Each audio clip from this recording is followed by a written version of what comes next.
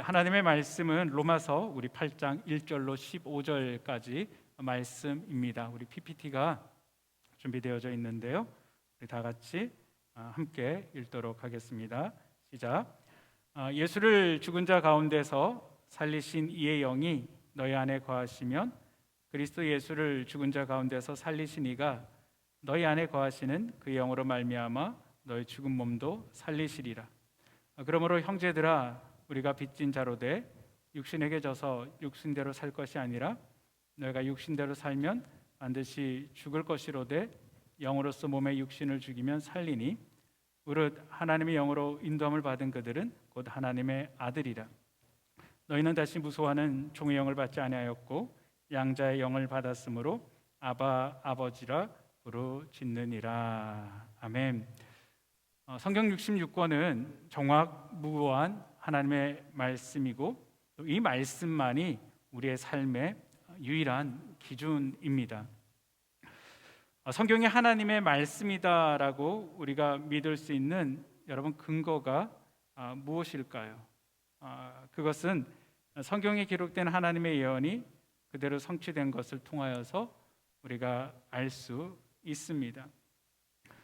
구약에는 수많은 선지자들을 통한 하나님의 예언과 성취된 이야기가 있습니다. 특별히 많은 선지자들은 이 땅에 오실 메시아에 대한 예언을 구체적으로 하셨습니다. 선지자 이사야를 통해 메시아 예언은 약 700년이 지난 후 그대로 성취되었습니다. 신약에서는 이렇게 성취된 메시아의 이야기가 있습니다. 그리고 다시 오실 메시아에 대한 예언의 기록들이 있습니다. 성경 약 1500년이라는 긴 시간 동안 서로 다른 40명의 저자가 기록을 하였습니다. 긴 시간과 서로 다른 저자가 기록하였음에도 불구하고 놀라운 사실은 이 성경이 한 가지 공통된 주제를 말하고 있다라는 것입니다. 그것은 바로 예수 그리스도를 통한 하나님의 구원 계획입니다. 그리고 성경이 하나님의 말씀임을 부정할 수 없는 또 다른 이유는요, 이 성경 말씀을 오늘도 저와 여러분 우리가 믿을 때 우리의 삶 속에서 그대로 하나님의 말씀이 이루어진다라는 것입니다. 여러분 그런 경험도 분명히 있으실 것입니다. 하나님 성경을 통하여서 모든 자연인들은 멸망한다라고 말씀을 하십니다. 그런데 우리 하나님께서는 인간의 이 멸망당하는 모습을 가만히 그대로 보고만 계실 수는 없으셨습니다. 왜냐하면은 우리 하나님께서는 저와 여러분들을 너무나도 사랑하셨기 때문입니다. 그래서 하나님은 우리가 피할 수 있는 하나님의 처방을 허락하여 주셨습니다. 하나님께서 우리에게 처방해 주신 그 처방은 바로 예수 그리스도이십니다. 그러나 우리 예수님께서 우리를 위하여 아무리 스스로 십자가를 지시고 또 십자가에서 돌아가셔도 여러분 만약에 인간이 스스로의 죄인됨을 깨닫지 못한다라면은 그 보혈이 예수님의 보혈이 왜 나에게 필요한지를 우리가 알 수가 없습니다. 그래서 하나님께서는 예수님 이 땅을 보내시고 십자가에서 피 흘리시기 전에 먼저 율법을 허락하심으로 말미암아 우리가 도저히 그 하나님의 율법, 하나님의 양심에 도달할 수 없는 그런 죄인됨을 깨닫게 하셨던 것입니다. 우리가 지난 한 주간에도 참 말씀대로 살려고 몸부림치지만 우리의 부족함들을 경험하셨을 것입니다. 여러분 이런 우리의 모습을 우리가 볼 때 우리가 어떻게 우리 스스로의 힘으로 하나님의 말씀을 다 지킬 수 있다라고 장담할 수가 있겠습니까? 여러분 우리의 힘으로는 절대 하나님의 율법을 완전하게 지킬 수가 없습니다. 그래서 예수님께서 이 땅에 오신 것입니다. 예수님이 이 땅에 우리와 같은 인간의 몸으로 오셨지만 죄는 없으신 분이십니다. 죄가 없으신 예수님께서는 우리에게 완전한 삶의 본을 보여주셨습니다. 어떻게 사는 것이 하나님의 뜻 가운데 사는 것인지 우리에게 보여주시죠. 그리고 십자가에서 죄가 없으신 예수님은 저와 여러분의 죄를 다 짊어지시고 그 십자가에서 죽으심으로 말미암아 우리의 모든 죄의 문제들을 다 해결하여 주시고 우리를 구원하여 주셨습니다. 예수님의 이 죽으심과 부활을 통하여서 여러분, 아담과 하와가 마귀에게 빼앗겼던 우리의 모든 자유와 권세를 예수님께서는 회복시켜 주셨습니다. 예수님 안에 완전히 회복된 우리는 모든 것을 다 할 수 있는 완전한 자유와 권세가 있습니다. 제가 지난주에 말씀을 드렸죠. 그러나 우리가 얻은 이 자유가 여러분 방종이 되어서는 안 됩니다. 하나님 우리의 자유가 유익한 일, 하나님께서 기뻐하시는 일, 하늘의 상급 쌓는 일에 사용되기를 원하십니다. 그리고 하나님은 우리에게 이제는 아무 것에도 제재받지 말고 특히 세상에 묶이지 말라라고 말씀하십니다. 갈라디아서 5장 1절에요. 그리스도께서 우리를 자유롭게 하시려고 자유를 주셨으니 그러므로 굳건하게 서서 다시는 종의 멍에를 매지 말라라고 말씀하십니다. 또한 하나님은 우리가 덕 세우는 삶을 살기를 원하십니다. 하나님은 예수님을 믿음으로 말미암아 우리의 변화된 신분과 삶을 이 땅 가운데서 마음껏 누리며 살기를 원하시고요. 또한 우리만 누릴 것이 아니고 이 기쁜 소식을 전하기를 원하십니다. 굿뉴스, 바로 이 복음을 전하기를 원하시는 것입니다. 여러분, 복음은 진리입니다. 여러분, 진리는 영원 불변한 새로운 법입니다. 법은 모든 사람들에게 다 동일하게 적용되고 통용되는 그런 것입니다. 누구든지 법을 지키면은 혜택을 받고 또 반대로 법을 어기면은 여러분 벌을 받습니다. 복음은 새로운 법, 누구든지 다 예수님을 믿으면은 죄 사함을 받고 구원을 받는다라고 말씀하십니다. 복음 안에 사는 자들은 다 하나님의 자녀다라고 명확하게 우리에게 말씀해 주십니다. 여러분, 구약의 율법 아래 살던 사람들은 하나님의 종으로 부르심을 받았습니다.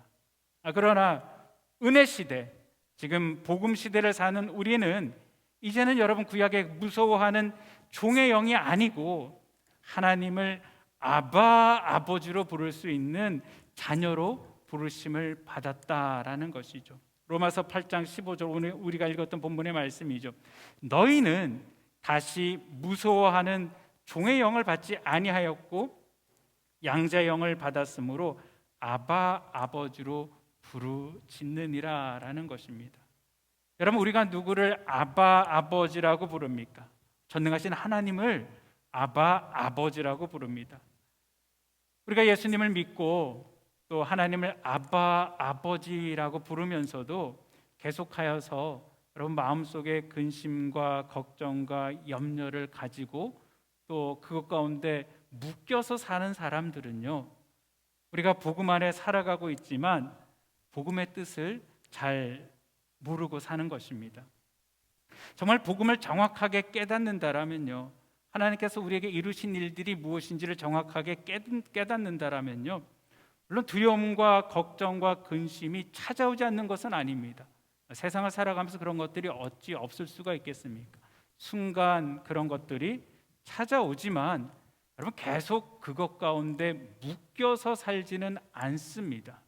왜냐하면은 하나님의 자녀인 우리는 모든 문제 앞에 우리가 여러분 하나님을 부를 때 하나님께서 우리에게 승리를 주시고 구원해 주심을 믿기 때문입니다. 그 믿음이 있으니까 하나님 앞에 부르짖는 것이죠. 그럼 우리가 부르짖을 때 하나님 가만히 계시지를 않으십니다.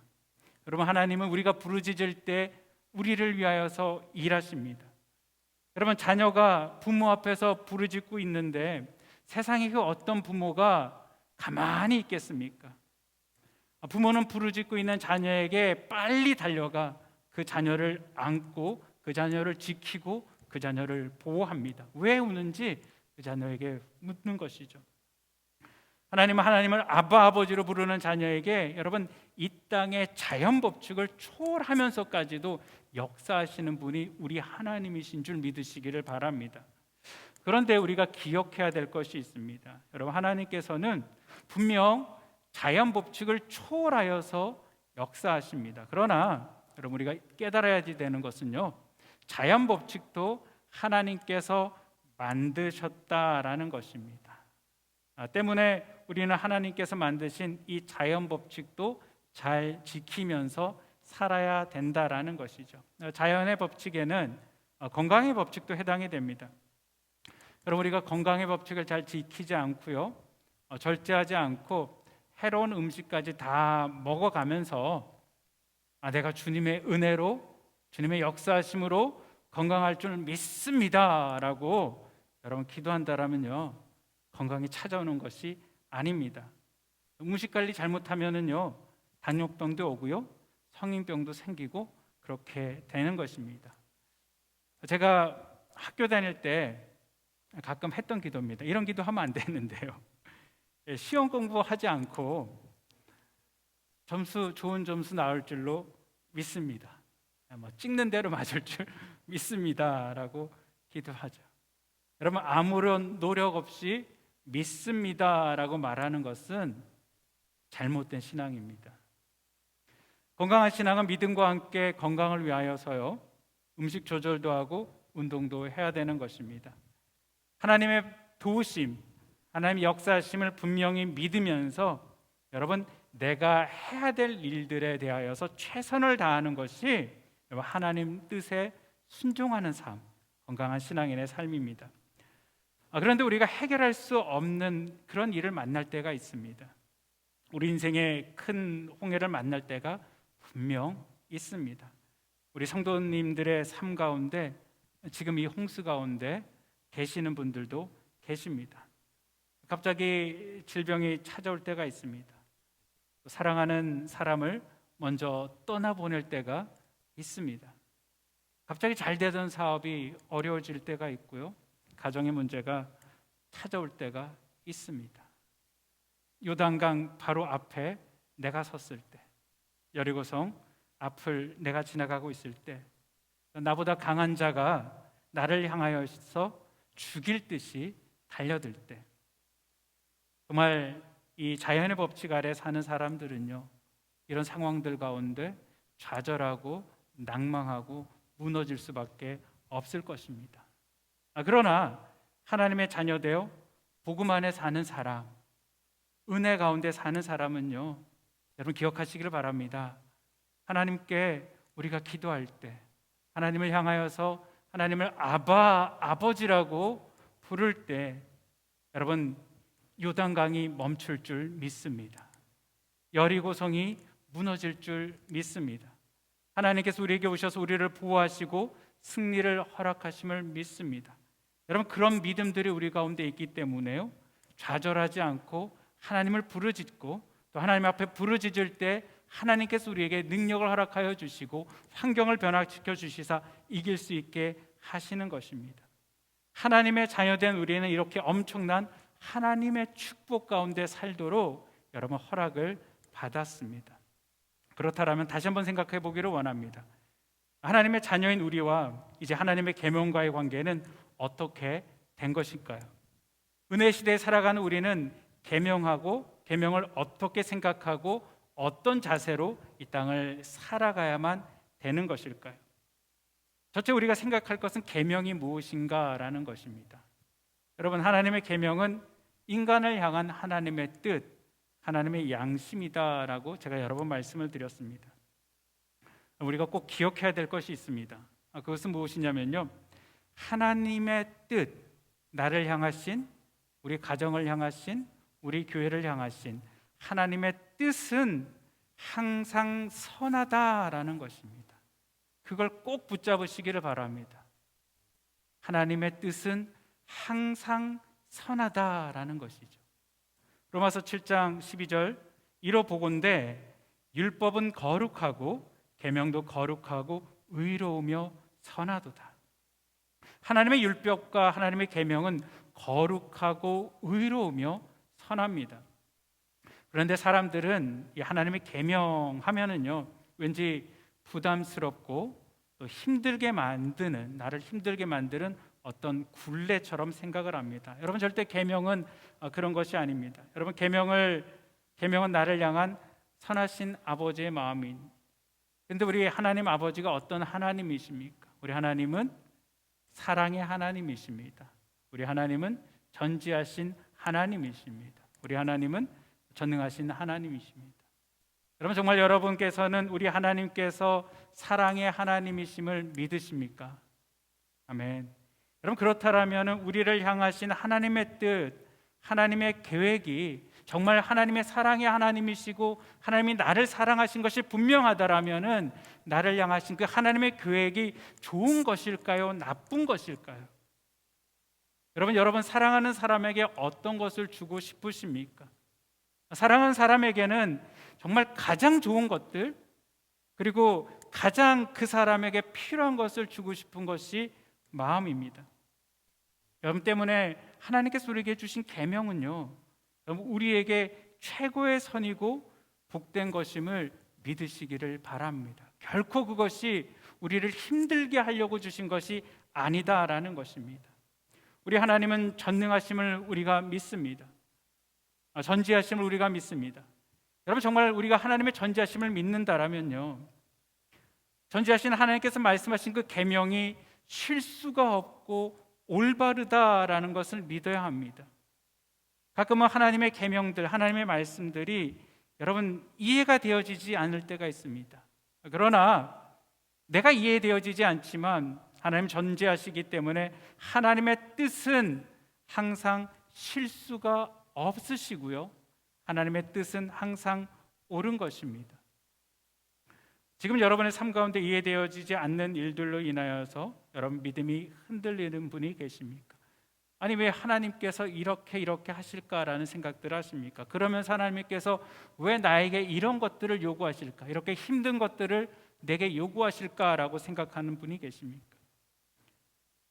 다윗은 하나님께 이스라엘의 왕으로 기름 부음을 받았습니다. 그러나 다윗의 삶은 사울에게 쫓기는 도망자의 삶을 살았습니다. 도망자였던 다윗이 사울을 죽일 수 있는 좋은 기회가 찾아왔습니다. 사람들은 다윗에게 하나님께서 그에게 준 좋은 기회다라고 말을 했습니다. 사울을 죽이고 도망자의 삶을 끝낼 수 있는 것처럼 보였습니다. 여러분, 그러나 다윗은 사울을 죽이지 않았습니다. 정말 원수를 용서하고 사랑하는 것들, 이것은 쉽게 이해되어지지 않고 또 그것들은 쉬운 일은 아닙니다.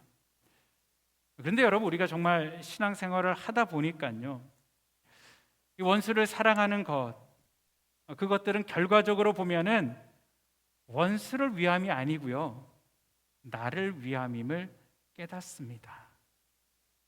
여러분, 내가 원수에게, 내가 미워하는 사람에게 묶이지 않고 자유를 얻을 수 있는 방법은요, 여러분, 그를 용서하고 내 마음에서 그를 내려놓는 것입니다.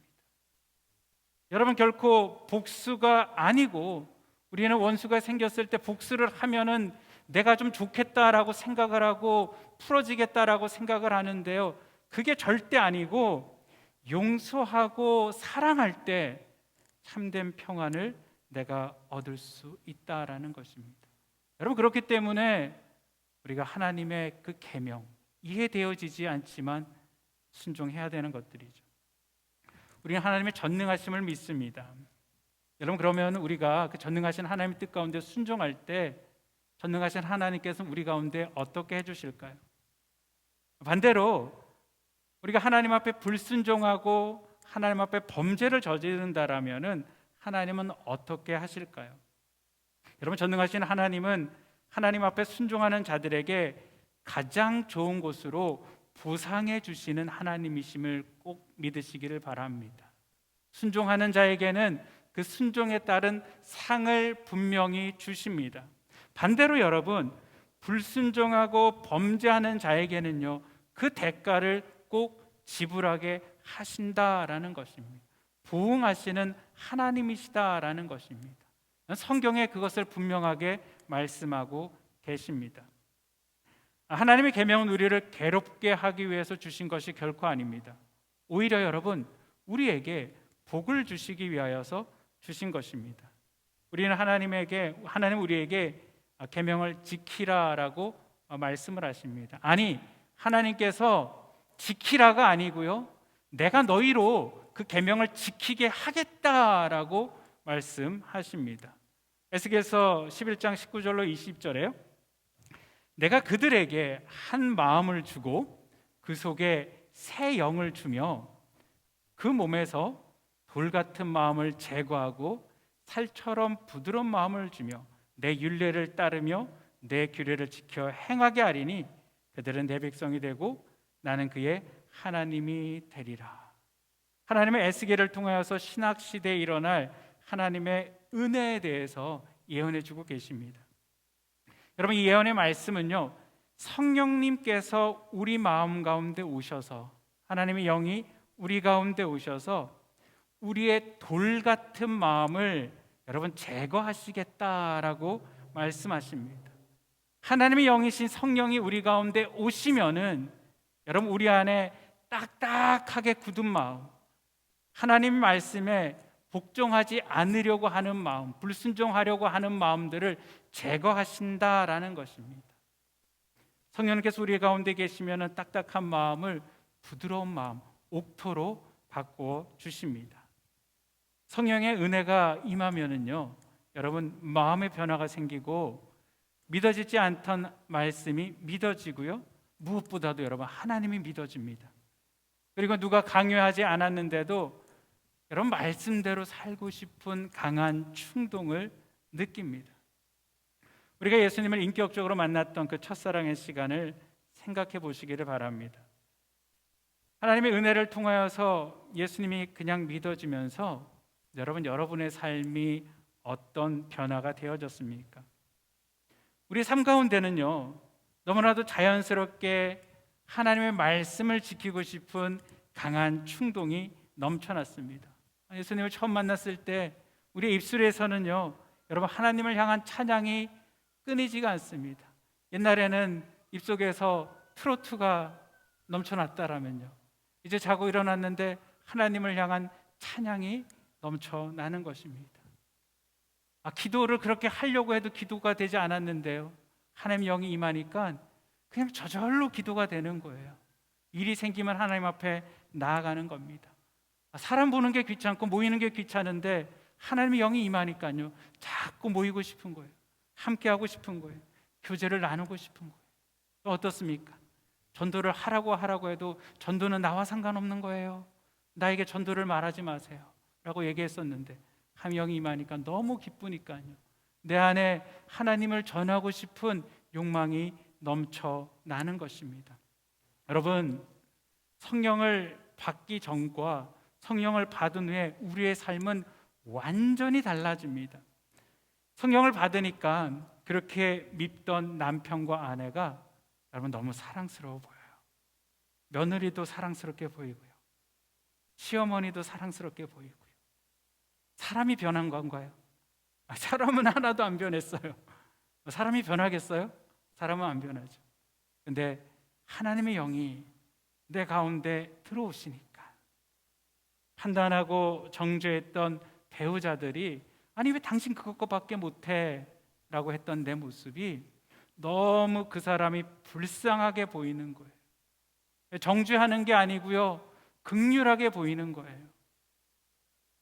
성령이 충만하다 보니까 눈물 흘리며 내가 미안해, 내가 잘못했어.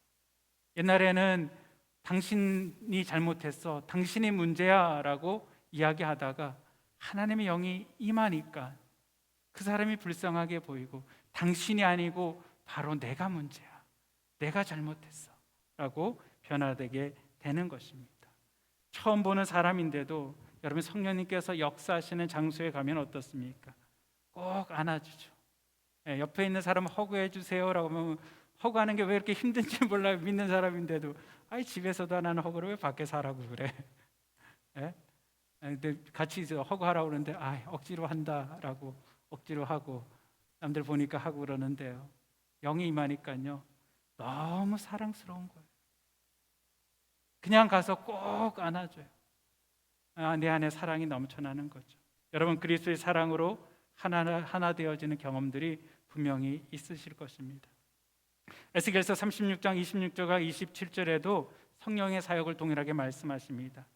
또 새 영을 너희 속에 두고, 성령을 우리 속에 두고 새 마음을 너에게 주되, 하나님의 마음을 우리에게 주되 너희 육신에서 굳은 마음을 제거하고 부드러운 마음을 줄 것이며, 또 너희 영을 너희 속에 두어 내 영을 너희 속에 두어 너희로 내 율례를 행하게 하리니 내가 내 규례를 지켜 행하리라 라고 말씀하십니다. 성령이 우리 안에 계시면은 우리 내면에 하나님의 율례를 행하게 하시겠다라는 것입니다. 성령을 체험한 사람들은 이 경험들이 다 있습니다. 성경에 기록된 말씀이 내 안에 응답되어지는 것이 여러분 얼마나 놀라운 사실입니까? 말씀의 내용들이 내 삶 가운데 나타나는 것들요, 그것을 통하여서 아까 말씀드렸던 것처럼 정말 이 성경은 하나님의 말씀이 맞구나라는 것을 다시 한번 깨닫게 되어집니다. 여러분, 신앙이 깊어진다라는 것은 성경의 지식을 더 많이 깨닫고 교회의 법을 더 많이 알고 직분이 더 올라가는 것이 아닙니다. 우리가 신앙이 깊어진다라는 것은요, 주님과의 관계가, 우리 하나님과의 관계가 성령님으로 인하여서 더 친밀하게 깊어지는 것입니다. 하나님과의 이 친밀함을 통하여서 여러분, 우리의 삶이 온전히 예수 그리스도를 닮아가는 것입니다. 그리고 이 친밀함을 통하여서 우리는 참된 안식 가운데 거할 수가 있습니다.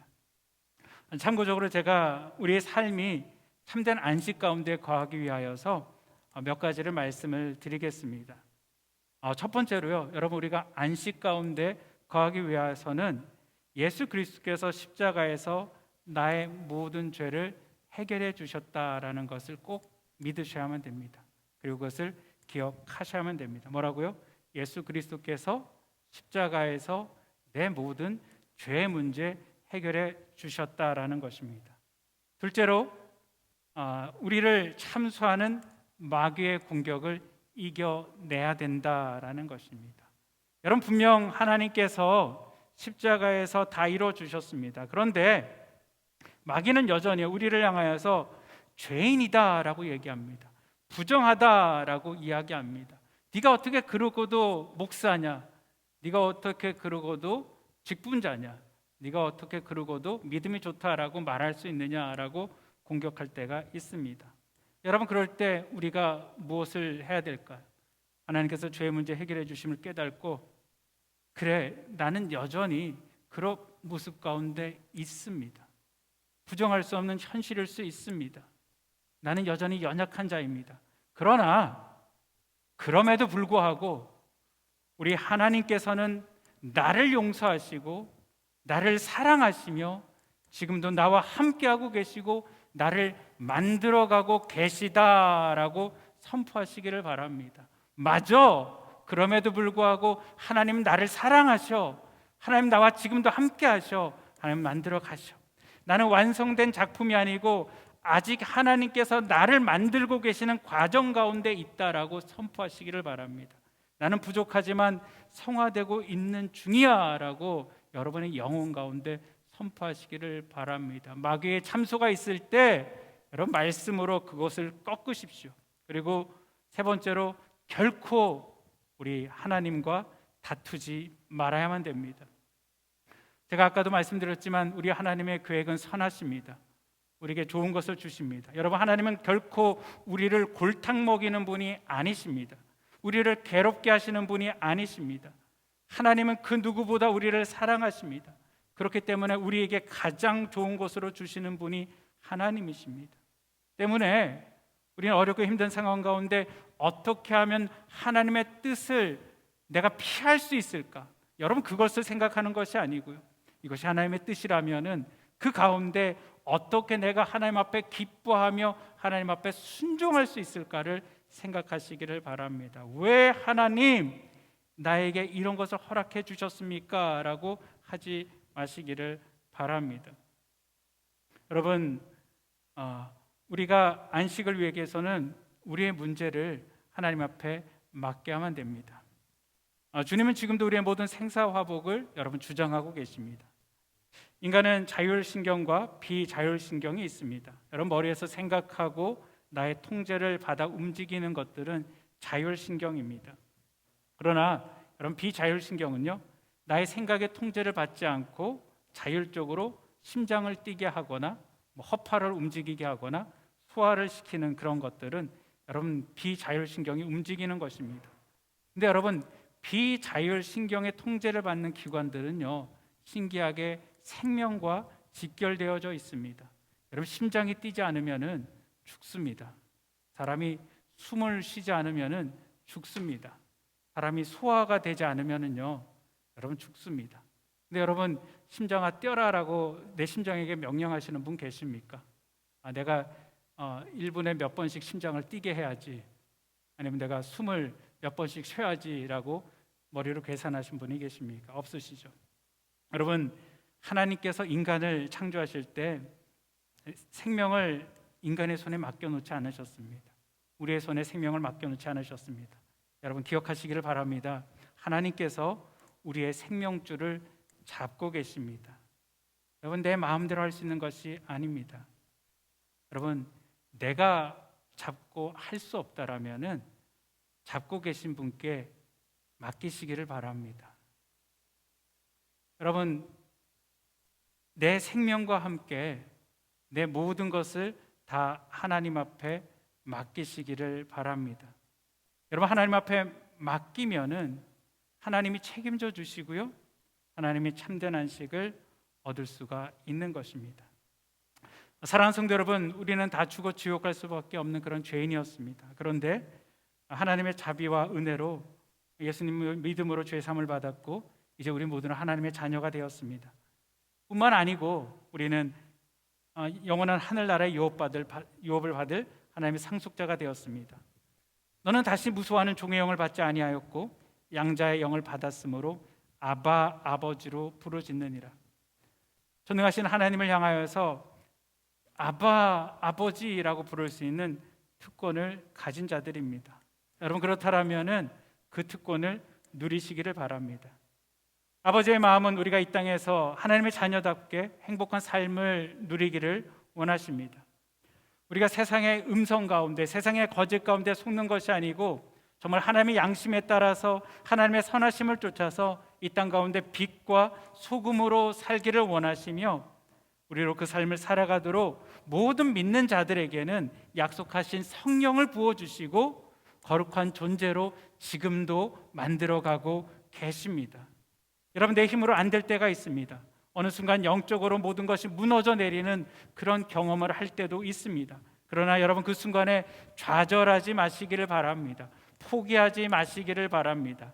나의 연약함과 부족함을 깨닫고 하나님을 향하여서 아바라고 우리가 부를 때, 우리가 하나님을 향하여서 아바라고 나의 손을 들 때 여러분 하나님께서 우리 손을 붙잡으시고 성령님께서 우리 가운데 역사하여 주실 줄 믿습니다.